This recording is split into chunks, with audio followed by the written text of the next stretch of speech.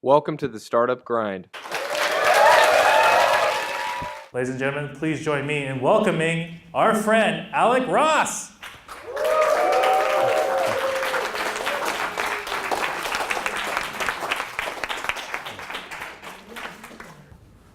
How's it going, Alec? It's all good. It's going good? Yeah.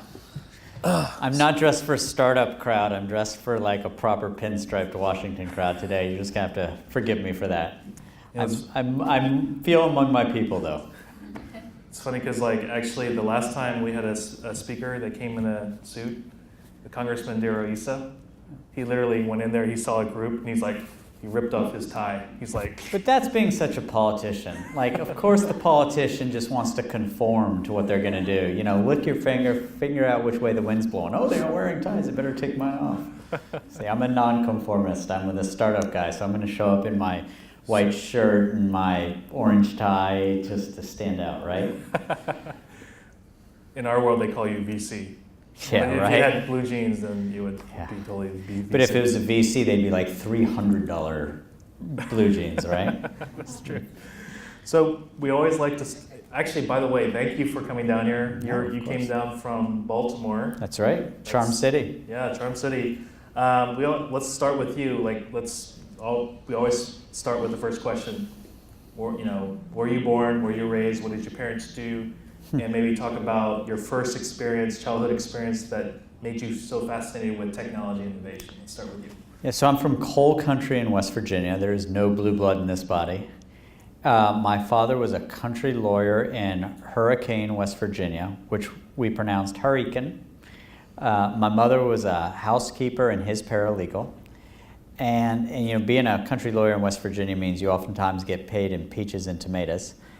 And the technology, it's interesting, the technology that sort of most awakened me during my youth in West Virginia was actually the absence of technology. I actually think that West Virginia is sort of a case study of how not to adapt to a changing world. So the economy that I grew up in was very much an economy of men with big, strong shoulders taking coal out of a mountain. And what happened is that the state didn't adapt. And so it has foundered. When I was born, West Virginia had about 2.1 million people. Today it has about 1.8 million. The town that I grew up in had 80,000 people. Today it has 55,000. So actually, if anything motivated me coming out of growing up in West Virginia, it was the absence of technology, and it shows the consequence if you are unwilling to shift. And what I see when I go back home now, in addition to a lot of for sale signs, I see a lot of people who are struggling. It is sort of ground zero for the opioid epidemic, and it is a place with little to no innovation and little to no job creation and little to no wealth creation.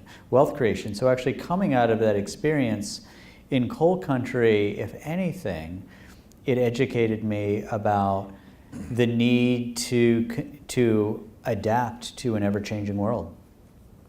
So I'm glad you talked about your experiences in West Virginia. So again, in your past life, you were a midnight janitor working on a beer truck in West Virginia.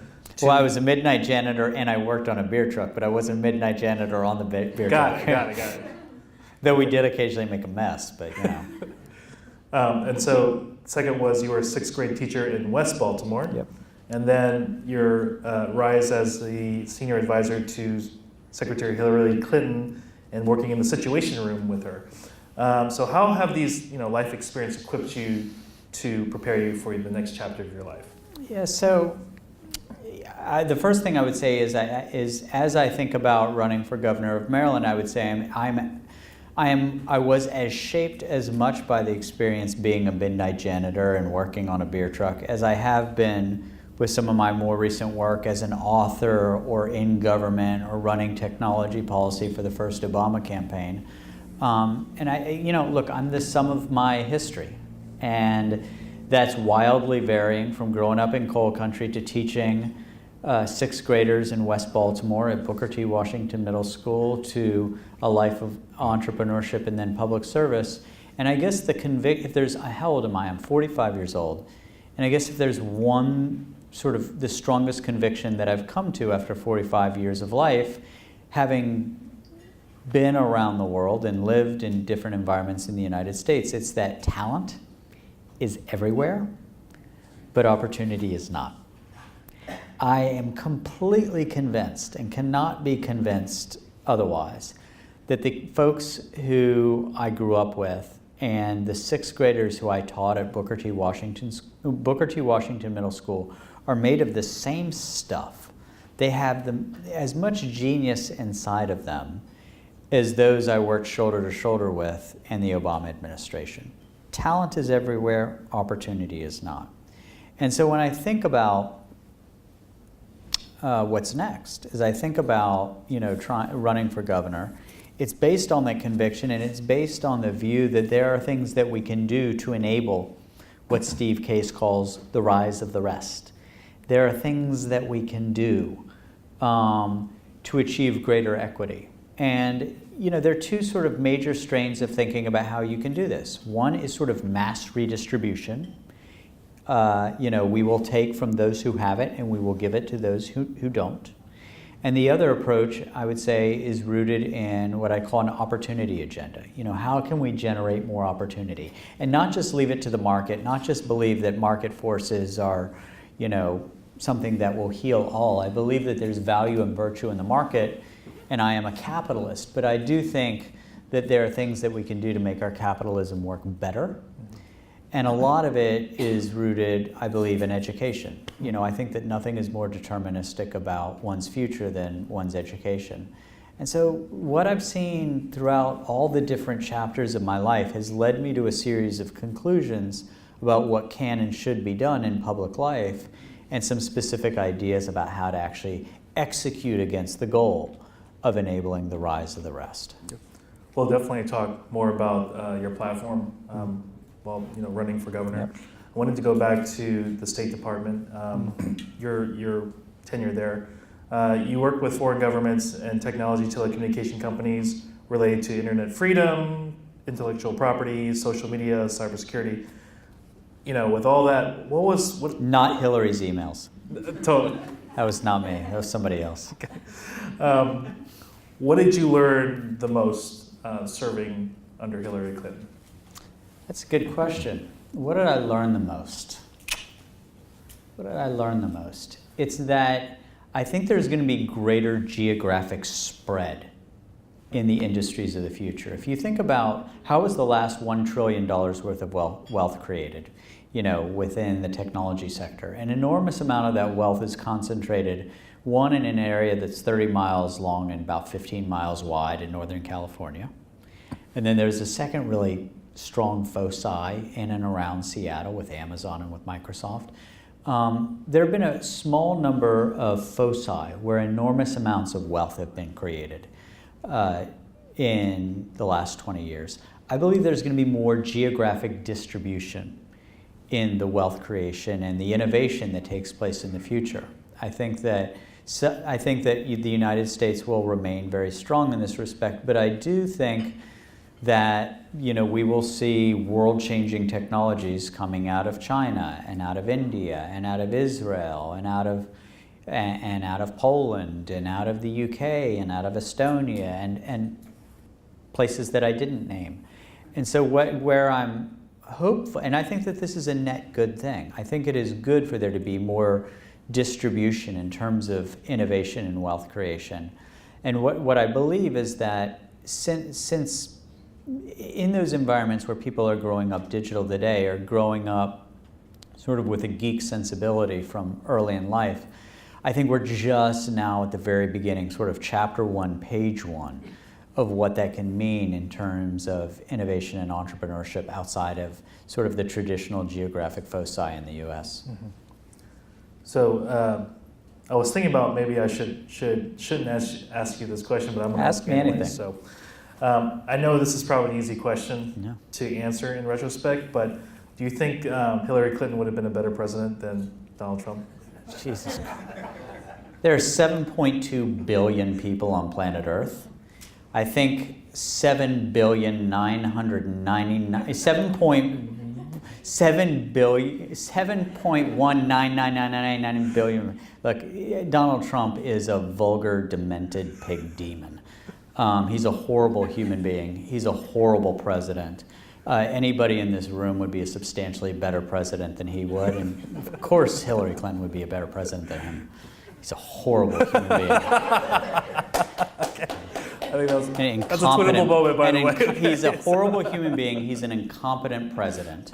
Okay. And the sooner he leaves office, the better, under whatever circumstances. I don't know if you noticed, but this office is right across from the Trump Hotel. Yeah. Let me tell you where I did not get a drink beforehand. All right. So I want chock full of Saudis doing business with the Trump organization and the Kushner companies. Okay. That's who's across the street. You want to meet Saudis? Go across the street. They're doing business with the Kushner companies. So actually, I wanted to talk about the book because the book is amazing. I wanted to sort of go chapter by chapter because I think every chapter talks about some of the biggest innovations that's happening in the world. So let's go start with chapter 1. I mean, you had mentioned that from West Virginia. In the book, you said that there was. So in a town that had 2 million people, it's been reduced to 50% because of the cheaper equipment coming in and replacing the human resources, right? Humans. And then you also had mentioned that the population of retired people would be going up to 29%, right? So a third of the country will be there'll be a push for the demand for robotics. So the question would be where do you see the biggest innovation in robotics happening? Will it be in this country or other places like you had mentioned, Japan, Korea, Germany?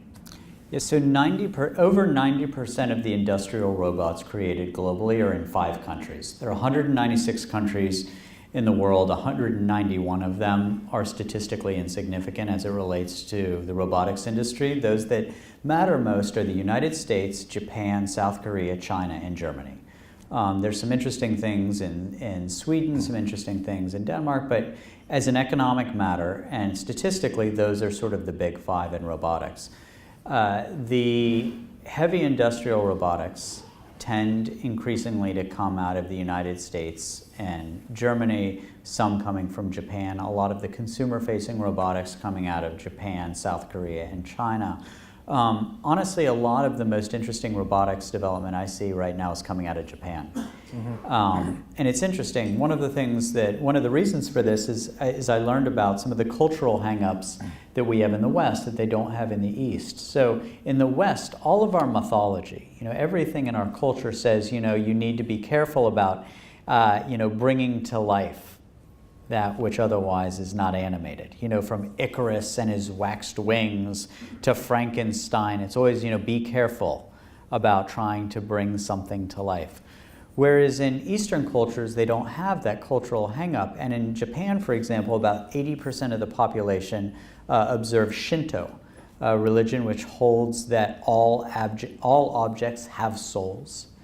And so a lot of the innovation that they've been willing to do in Japan, I think people in the West sort of bristle about it. So for example, you mentioned aging populations.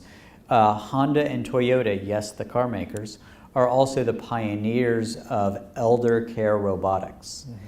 And so the problem in Japan has the world's longest living population. The life expectancy for women is over 80. The life expectancy for men, I think, is 79. Because of relatively restrictive immigration policies and high costs of labor, there are literally not enough grandchildren to take care of the grandparents. And so there are these elder care robots which do everything from lift people out of the bed and bathtub to play the violin for them. Mm-hmm. It's fascinating. But that's something that would grate culturally in much of Western Europe and the United States. And so what's interesting is I do see a lot of different sort of robotic types being developed in different places based on the academic affinities and the cultural affinities that exist in these different markets. I thought that was really interesting. In the book, you had said that you predicted consumer robotic industry would grow to $390 billion this year. Yep.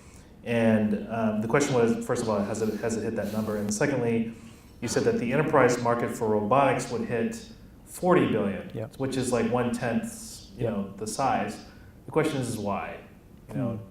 Yeah, so we'll see if that data holds true. It's August. We'll see where the year finishes and then assume reporting in March or April next year.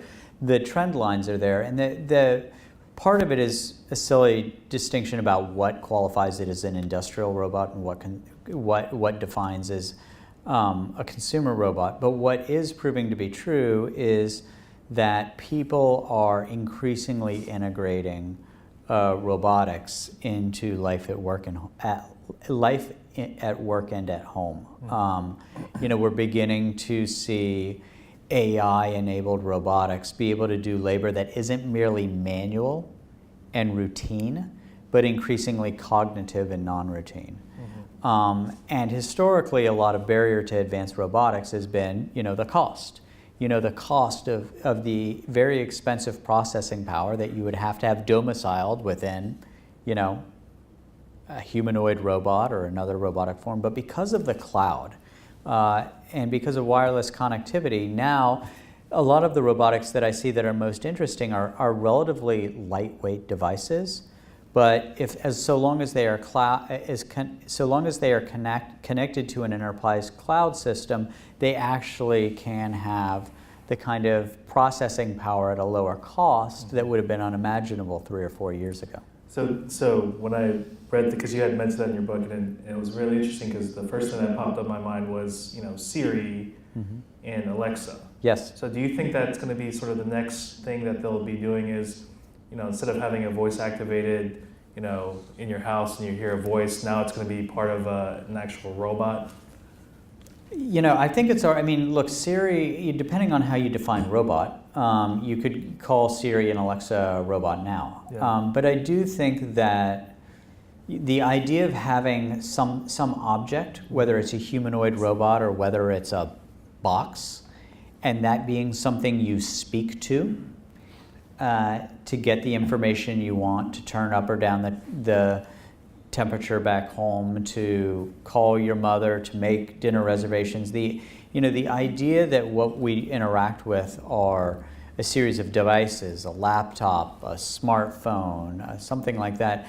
I do see we're ever more tethered to our devices, but what a lot of where I see investment going is in the more traditional sort of almost serf model. The word robot comes from a Czech word that means serf. It means slave, and some of the models that I see right now is a human being saying what she or he wants or what she or he wants to know, and then some device either gathering and reporting the information or going and doing that which they want. So it's almost like we're creating sort of this new AI-enabled serf class that is robotic.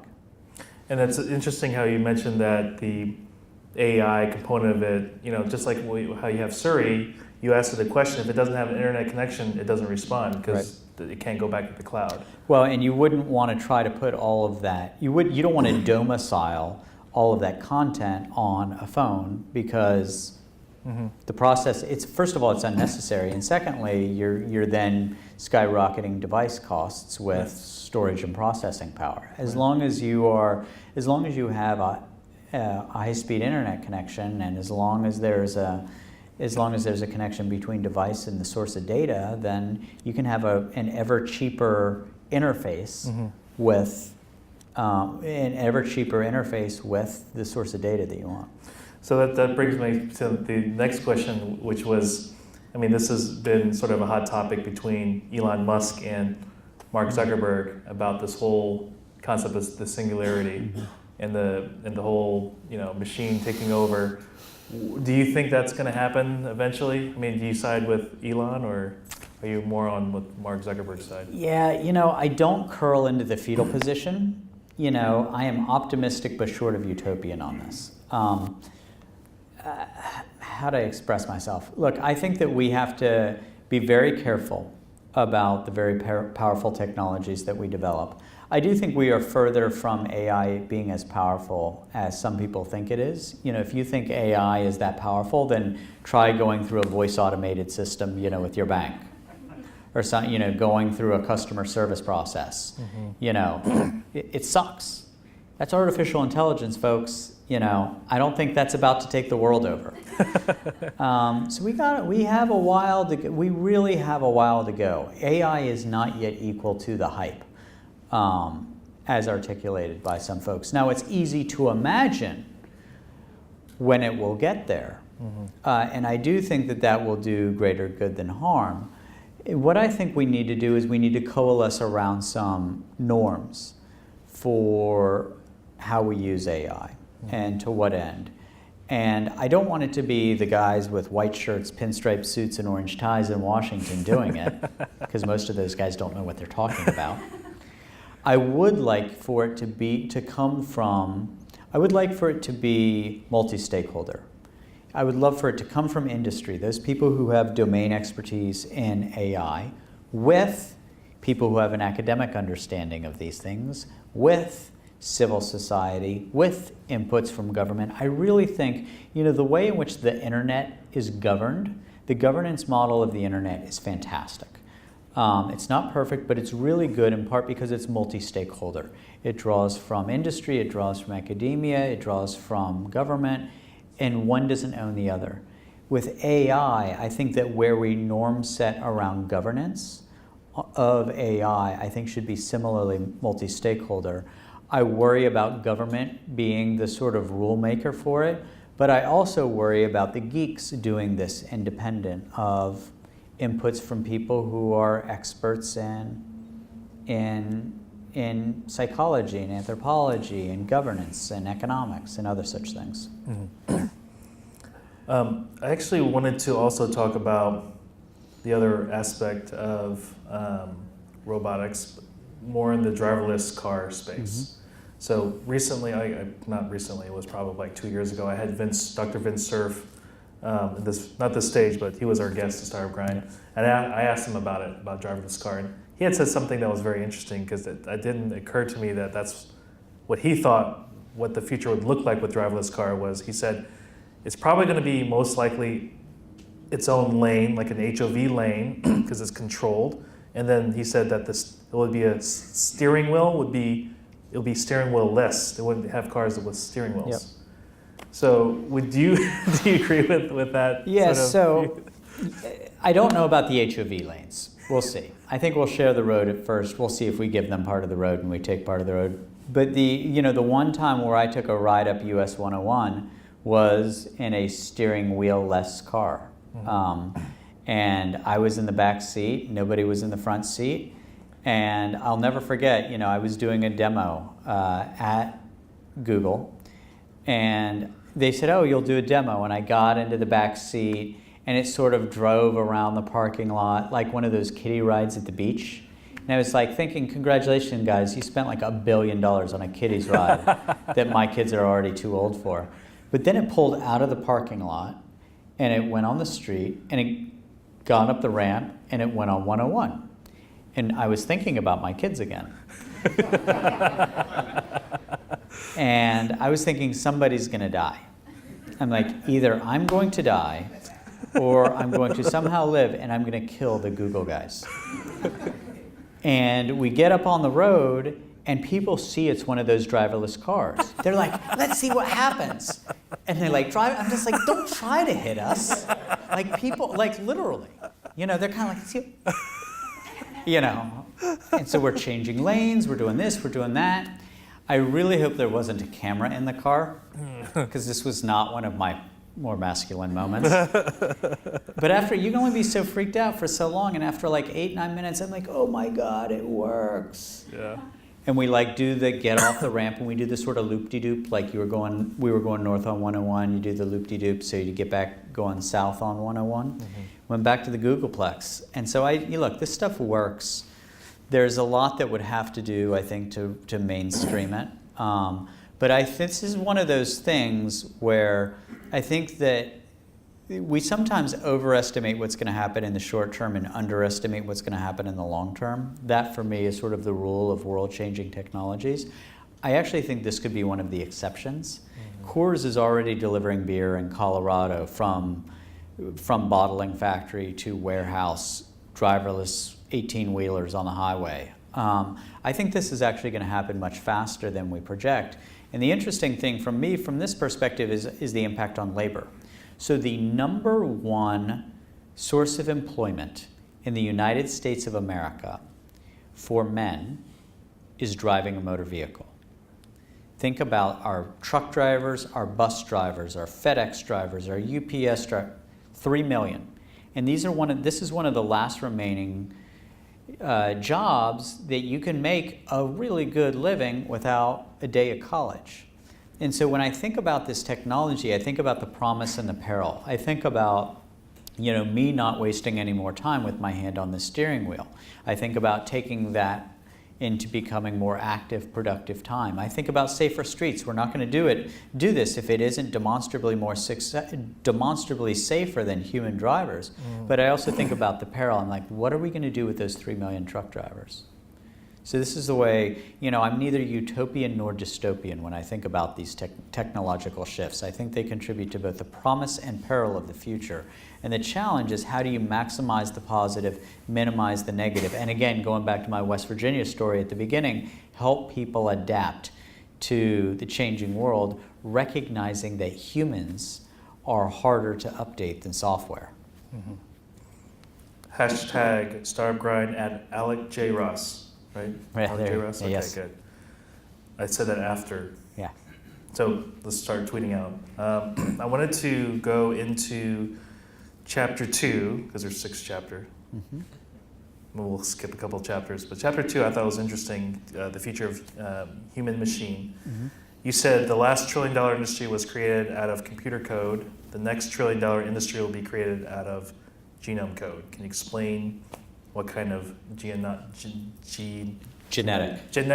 innovations? Yeah, I think the world's last $1 trillion industry was created out of computer code. The world's next $1 trillion industry is going to be created out of genetic code. We are finally at the point where we are able to harvest data out of the 20 to 25,000 genes in our bodies in a way that is, I think, interesting, and getting more interesting every day. When I think about personalized medicine right now, personalized medicine right now is, if you are heavy, you take one dosage of a drug. If you are skinny, you take another dosage of a drug. This is personalized medicine in America right now, of one prescription drug. Where we are evolving with what our capabilities are scientifically is, it will be the case increasingly that when you go to the doctor, what you will turn over is a genetic sample. If you have some sort of an illness, that growth or whatever else it is, that the DNA will be evaluated for that. And we will be able to develop medicines that, instead of it being, 200 milligrams or 400 milligrams, take 1 pill or take 2 pills, we should be able to develop pharmaceuticals that map to the specific genetics of who we are and the specific genetics of what's wrong with us.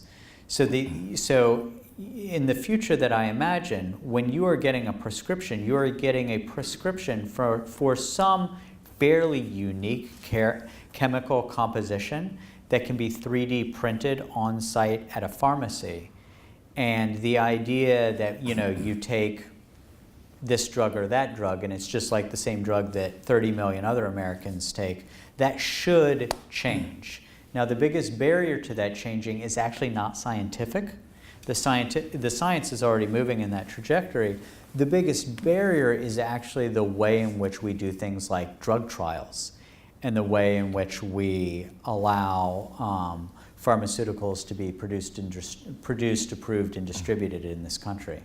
But this is a case where, where I think some things around AI are a bit overhyped. I think the potential for what we are going to unleash as we begin to understand the 20 to 25,000 genes that are in all our body, if anything, it's understated. Where do you think like geographically where a lot of this innovation will happen? I mean, you mentioned that Baltimore may be sort of the center of, I don't want to call it the Silicon Valley of genetics, but because it has the world-class institution there. So do you think that Baltimore would be the next Silicon Valley for genetics? Well, I don't think any place is going to be the next Silicon Valley of anything. What I do think, because Silicon Valley is a product of 60 years of intensive investment, talent, concentration, investment, the development of very, very powerful ecosystems. So I don't think anywhere is going to be the next Silicon Valley of anything. Like I said earlier, I think there's going to be more geographic spread. What I do think within the commercialization of genomics is I think that when I think about the 196 country chessboard, the 5 places in the world that I think are most interesting are, one, the area around Stanford University. You know, good old-fashioned Silicon Valley, a lot of the companies being created there are really consequential. Number 2, Maryland.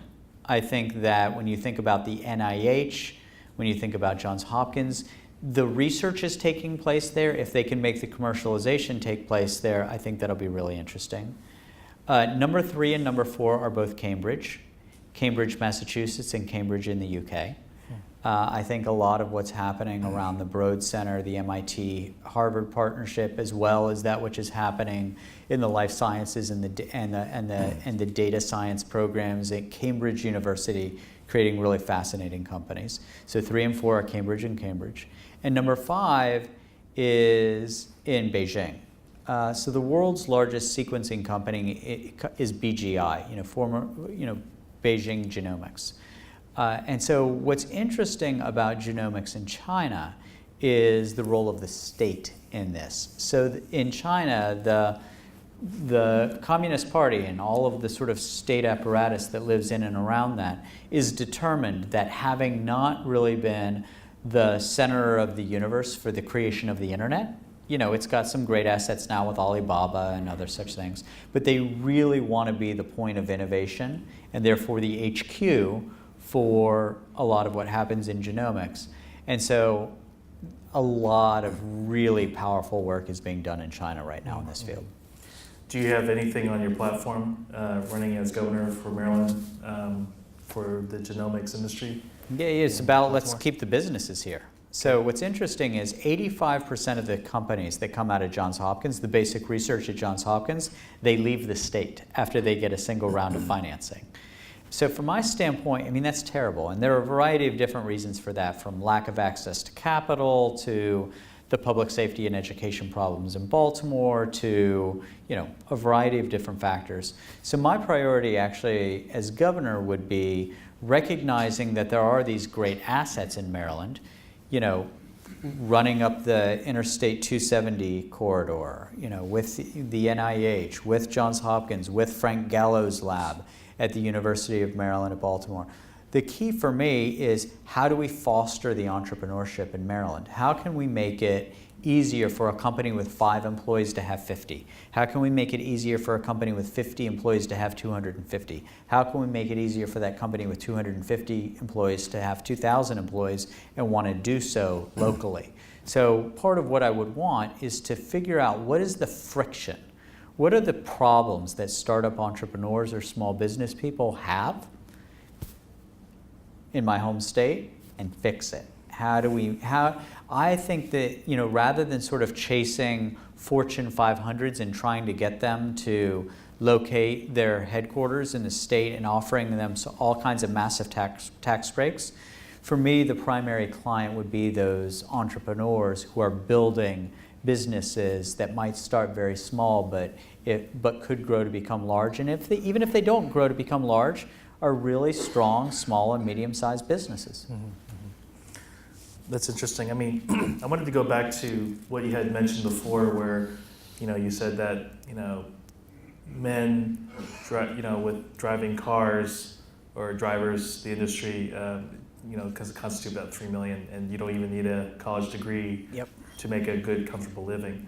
And in your chapter 4, you had talked about something very similar, where you had said, so again, talking about Maryland and innovative companies, Maryland has a huge, very big cybersecurity industry. And in fact, you said, in the book, you said you can actually have an associate degree. That's a two-year degree, and graduate with an associate degree and have an average salary of $60,000 in cybersecurity. And then if it's 4 years, $96,000, right? And we have there are 20,000 openings right now that we can't fill with a median salary of $100,000. 20,000 openings just in the state of Maryland in the cybersecurity field. Sure. It's bananas. So I guess the question would be like, like shouldn't we look at industries like this, like cybersecurity, where it's just there's so much demand for it, yet the workforce isn't there, or the education of those workforce isn't there. Yeah, I mean, first, the cybersecurity field is really difficult. There's going to be consolidation. It's actually a hard business to be in, but yeah, I mean, the most precious resource within the field is human capital, is talent. And to the extent that, what I think is that the outputs from the education system should map to the inputs of private sector hiring. And so to the extent that we can equip people with the skills in high growth fields like cybersecurity, then that is certainly all for the good. Mm-hmm, mm-hmm.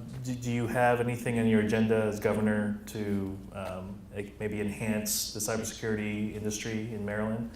I would sort of repeat myself for what I said previously, which is, if you think about the NSA, for example, there are a lot of great companies that exist inside the heads of 25 and 35 and 45-year-olds sitting at terminals at the NSA right now. The question is, when that 25, 35, 45, or 55 or 65-year-old gets out from behind the terminal and decides to wants to start a company, what can be done to help her start that company? Mm-hmm. What can be done to take friction out of her ability to make that company grow? Mm-hmm. And so, again, it's sort of putting a thumb on the scale saying, yes, entrepreneurship has this value in and of itself to the state, where we have to prioritize that as an economic development matter more than, say, road widening in rural Maryland or something like this. You have to make choices. They're finite resources, and I do believe that cultivating an environment of entrepreneurs and of entrepreneurship is really a great intermediate to long-term endeavor. It doesn't usually have the short-term payoff, which is why most people in government don't do it, because they live with sort of feedback cycles based on elections every 2 years, every 4 years. And fostering entrepreneurship or making a place really friendly to entrepreneurs isn't something that necessarily produces identifiable results in 2 years, maybe in 4 years, but the payouts tend to be longer. But I think that that's somebody who actually wants to govern for the intermediate and long term should do that. And future elections be damned. Cool. So actually, I wanted to get into this specific topic because this is actually one of the longest chapter of your book, and it was the codification of trust, Bitcoin, blockchain. Where do you see the future of digital cryptocurrency in the next 5-10 years? Yeah, that's a great question. So I think of Bitcoin like one of those search engines from the 1990s. InfoSeek, Lycos, WebCrawler, remember those? They all went to zero, but the category of search sort of shot to the moon. There's this thing called Google now. I think that there are some real weaknesses to Bitcoin specifically. It's not really a medium of exchange. It's much more of a speculative asset. And I do think that there are some real barriers to it becoming truly viable as a currency. And I think the biggest design flaw in Bitcoin is rooted in its cypherpunk origins, which is rooted in anonymity. Mm-hmm. And I think what we now know, and this would truly offend sort of the founding team behind Bitcoin, but what we now know is that what was really significant about Bitcoin was blockchain technology. And I do believe, it would not surprise me at all if in 7 or 8 years, the dominant currencies in the world were the dollar, the euro, the yen, the yuan, and some cryptocurrency whose name I don't know right now. But that cryptocurrency would take that which we know about cryptocurrencies, the distributed ledger system and other such things, but it would be rooted in hard identity. Mm-hmm. So instead of trying to give anonymity or pseudonymity to owners of Bitcoin, it would do the exact opposite.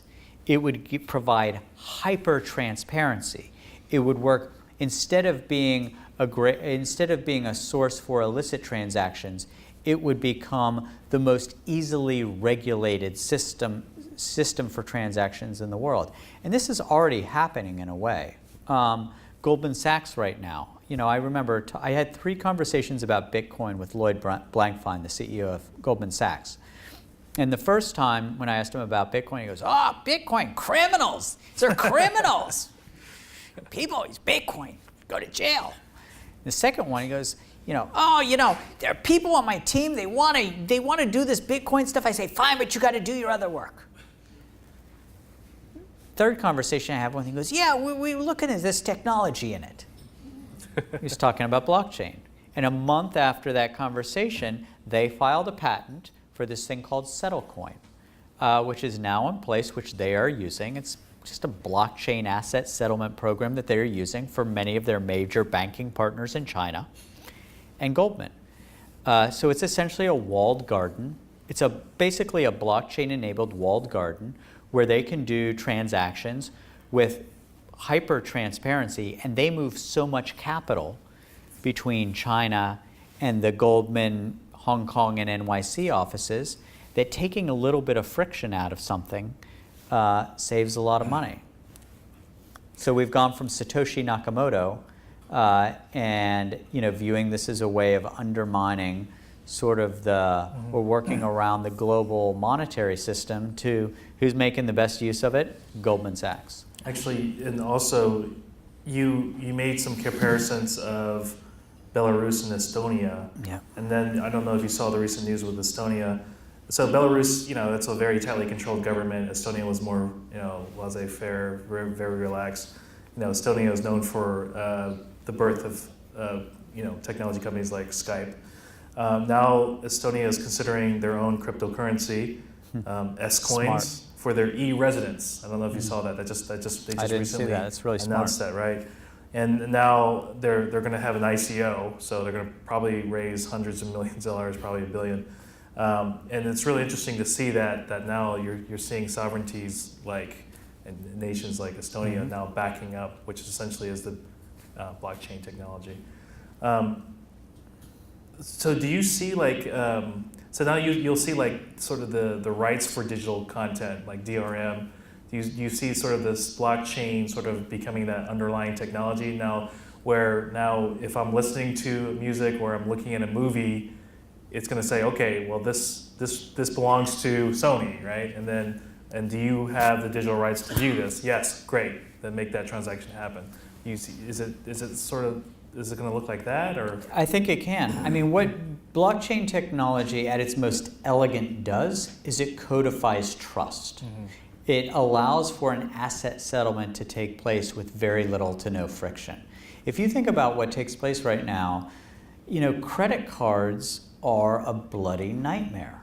If you go to my website right now and you donate $100 to my campaign, which you can do, by the way, at alecross.com, the fees are crazy, right? And other companies like Stripe and Square and others have come in to try to disrupt this, and they have, but it hasn't wildly disrupted the economics of electronic commerce.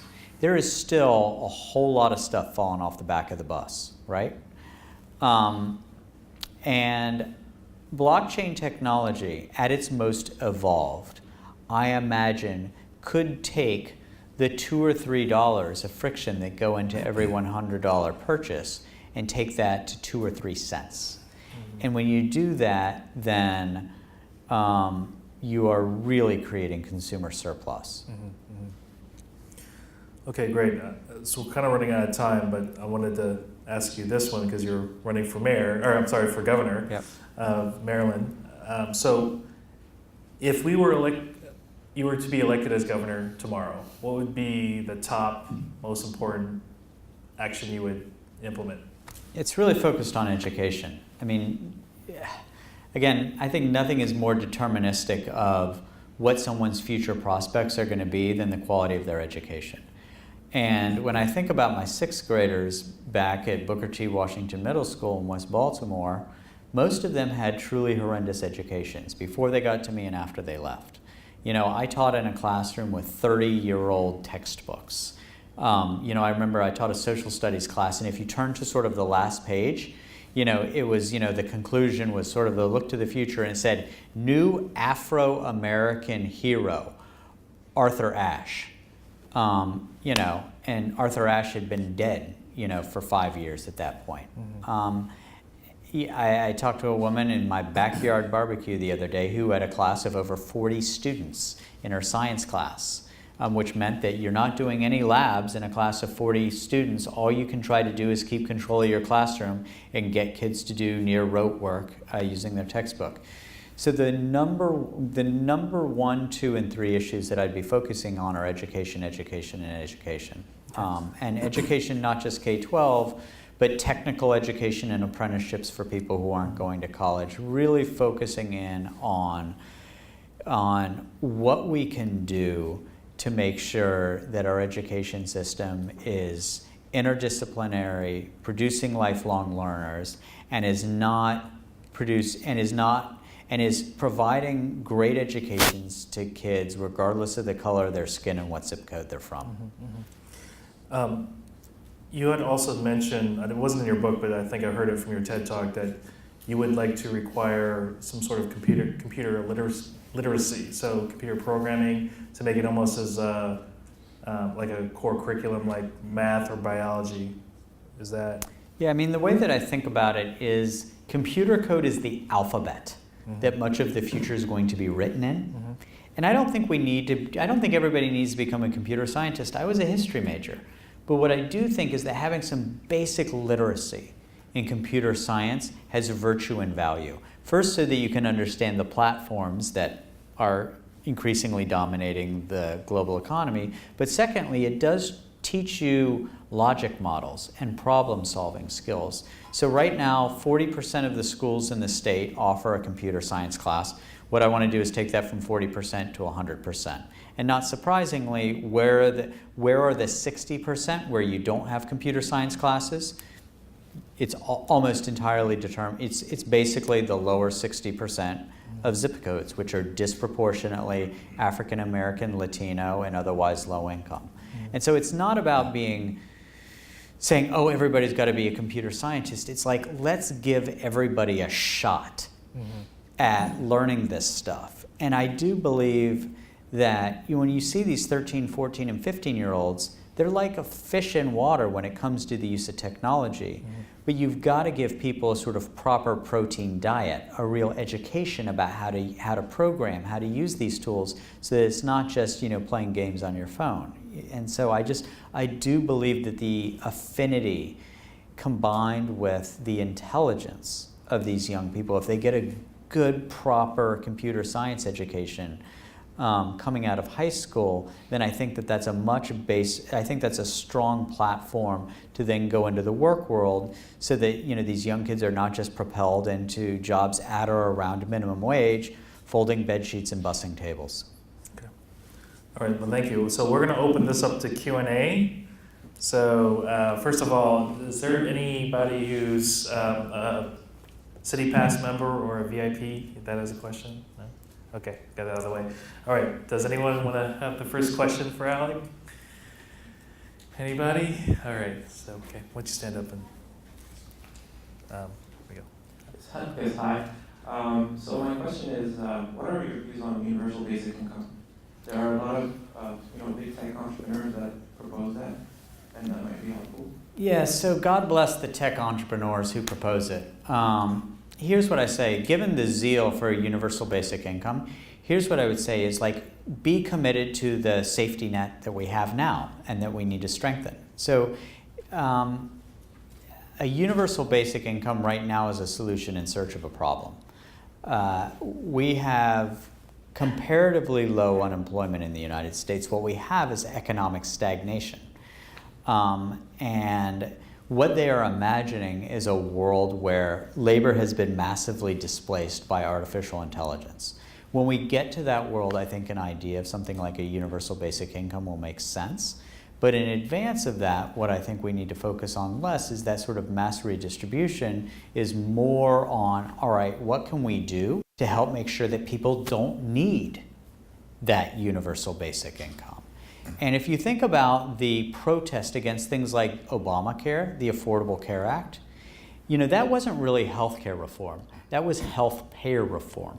What it really did is it added however many million people, I think it was 37 million people, to the healthcare rolls by having people who are better able to pay for healthcare pay for it. I think that's good. Think about all of the political storm that caused. Now multiply that by 100 and you've got a universal basic income. A universal basic income makes Obamacare look like nothing. From an economic impact standpoint and as a model of redistribution. So while I think there are a couple cool kids in Silicon Valley who think it's a nifty idea, I think that's divorced from an understanding of the politics of America right now and the economics of America. Where I would tell them to refocus their efforts are, if you are so in favor of a universal basic income, how about protecting Medicare? How about protecting the healthcare programs that we have in place right now? And oh, by the way, let's help make sure that we don't have people who are dependent on the state. So I think there are a lot of steps before we get to a UBI. Okay. Next question. Here we go. Hello. Considering the cause, innovation, and the way that technology is growing, do you still think that college holds the same significance? Yeah, so that's a great question. It depends on what your goals are. It depends on what your goals are. If your goals are to make money, if you view the purpose of college as a way of making money and sort of quickly accessing a middle class income, then I don't think it's as necessary as it once was. But you'd better have really deep domain expertise in something that's hireable. Like you can't just say, oh, college isn't worth it, but then you go into the workplace and you're folding bed sheets and bussing tables. If you have really good computer science skills like Mark Zuckerberg had, like Bill Gates had, like Larry Ellison had, like these people who dropped out of college, and many others, yes. But the other benefit of a university education that I think can't be understated is the value of the social network that you create within college. I saw it in the Obama administration. I mean, it was Harvard, Yale, and Stanford. I mean, that's what the Obama administration was: Harvard, Yale, and Stanford. And as I go into the work world and where I engage with sort of the global elites, it's remarkable the concentration of the social networks that they come out of. So I do think that you can get a good middle class income without a university degree, but unless you are a truly badass entrepreneur, then what it does is it puts a relatively low ceiling over you, if that makes sense. Because I think to get above that ceiling, you either have to have really great skills, but it also helps if you can have sort of the social graph, which helps enable the growth of your business. Okay, I think we have two more questions. Here we go. You can stand up. So how close are we in the U.S. to countries like Estonia that are teaching coding to 6-year-olds? Yeah, we're pretty far away from it. So there are individual school districts that are doing it well, but the United States is really being outcompeted globally right now in K-12 education. Our saving grace is that we have the world's best university system. But we're kind of getting our lunch eaten right now, both in basic skills where we have not adapted our things like our mathematics curriculum the way that they have in Finland and Singapore, but also our willingness to drive change into our education system has really proven to be fairly pathetic. And there are individual school systems that do well, but they tend to be the exception. And so, part of why I'm running for governor is because I do think we need good old-fashioned leadership that says, hey, the way that we've delivered education for 150 years ought to be changed. given what we now know about pedagogy, given what we now know about how students learn and how they learn in different ways, given tools that we didn't have before, given, and on and on and on. So I'm pretty cranky when it comes to sort of the state of K-12 education in the United States. And I think that oftentimes those young people who come out, who are sort of the best prepared 18, 19, and 20-year-olds, oftentimes are the best 18, 19, and 20-year-olds because their parents have been really savvy about supplementing their education. And my wife and I do it. We have 3 kids. My kids take Mandarin. They take it online, and they take it. They don't take it's not a. They take it with human beings online, but they take a class online. And during summer, when they do sports camps and they do fun summer stuff, but they also all do some sort of a science camp.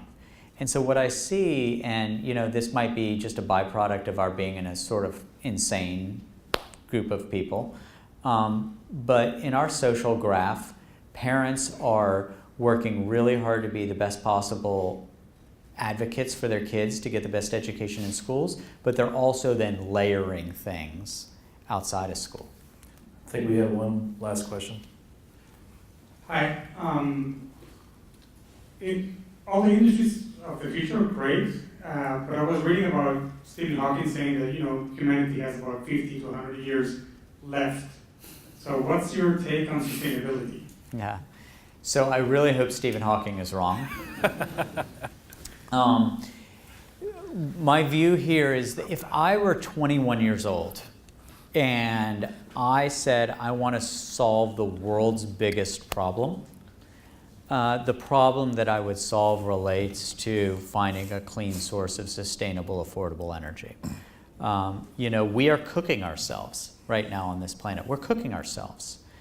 And I don't even think we fully understand the dimensions of what climate change is doing. And so if I were a 21-year-old trying to solve a grand problem, it would really be on focused on finding the clean energy solutions of the future. And unfortunately, this is going to sound ridiculous, but when the cost of gas per gallon went down a handful of years ago, people didn't talk as much about clean energy solutions as much as they did before. And we started getting into these multilateral treaties, the Paris Accords, and these things that this bozo jackass Donald Trump is now pulling us out of. But even these multilateral treaties don't keep none of these produce sustainable sources of clean energy, sustainable, affordable sources of clean energy. So what I would say, look, I have no ability to mathematically assess our future. Based on current trajectory, what I would say is we have to change the trajectory. I think Hawking is saying we're going to be dead in 50 to 100 years if we don't change the trajectory. What we have to then do is change the trajectory. We have to create fuels where a source of energy goes from being an expensive scarcity to an inexpensive abundance, and do so in a way that does not foul the environment. Great. I was going to say, as long as Donald Trump doesn't get us into a nuclear war, I think we can live past 100. So I have 2 last questions to ask you because I'm the interviewer. Yep. I can ask two more questions. One is, if you could roll back time 20 years ago, and you're sitting in front of a badass, speaker, what would you have given yourself? What is the best piece of advice you would have given yourself? That's a great question. It would be to make mistakes of commission rather than omission. I'm 45 years old, and when I look back over the last 20 years, I do not regret any of the risks that I took. I regret some of the risks that I didn't take. And I think that, people, especially in their 20s and 30s, you can be all right. You can be fine. Take a shot. Take a couple shots. And don't be afraid to fail. I wish that my appetite for risk were higher when I was younger. I think that people in their 20s and 30s in particular need to stay out of the gray twilight. And when I say what I mean when I say that is Teddy Roosevelt said something that I think got it just right. He said, "It's far better to dare mighty deeds, to win glorious triumphs, even though checkered by failure, than to rank with those poor spirits who neither enjoy much nor suffer much, because they dwell in a gray twilight that knows neither victory nor defeat." So I would say make mistakes of commission rather than omission. Enjoy much and suffer much rather than being in the gray twilight. That's the advice I'd give. Awesome. I was in the gray twilight like a couple days ago with the lunar eclipse. Yeah, it happens. Okay. Yeah. And so the last question, last question, and this is probably the most important, All right. okay? So, and I ask all our speakers. Okay. So who's your favorite superhero Huh. or historical figure and why? All right. I'll do historical figure right now. The one who's inspiring me right now in significant measure is Bobby Kennedy. And the reason for it is I do feel like in the same way in which in the late 60s, 1968, when he was assassinated, I feel like America was at an inflection point on issues of economic justice, on issues of racial justice, on issues related to the kind of character we were going to have as a country. And I feel like we're sort of at a somewhat similar moment now. And what I admire about Bobby Kennedy, the toward his end of his life Bobby Kennedy, the 1966, 1967, 1968 Bobby Kennedy, was his willingness to be completely unguarded in saying what he believed was right, and not viewing what he could and should say within sort of the constraints of that which was considered to be politic or acceptable. And he did it in a way that was totally authentic. And so I think that we need more people, we need more unguarded, totally authentic expressions of what is right and how to get where what is right. And I see too little of that in our politicians right now. And so for me, that serves as a very positive example of what more of us should be aspiring to. So obviously you told me this answer, and I had to pick up the book, New York Times bestseller, I mean, besides your book, Bobby Kennedy, Startup Grind, Swag on It by Larry Hogan. There Here you go, Alec. Oh, thank you. Thank you very much for coming Thank out to Startup Grind. Thank you. Ladies and gentlemen, Alec Ross. Thank you. Thank you for coming out. Thank you.